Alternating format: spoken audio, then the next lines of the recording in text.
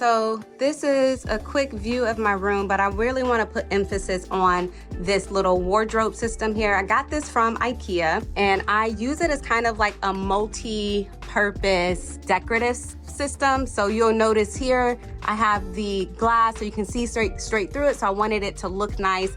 And then down here, you know, it's still organized. It's not the prettiest, but it's functional. So starting from the bottom, and I'll walk you all the way up through, but really the hack here is to find furniture that is multi-purpose. It can be decorative, it can be storage solutions, but it has to be intentional. So down here, I have paperwork down here, and then just like, what is this? My little vlogging kit situation I put there, and then I just stuffed this folder here.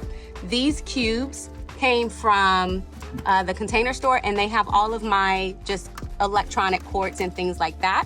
I have 3 of them, but also notice they're stackable. That's gonna also be another tip. And then I have this filing system here, my printer, extra hats for my business.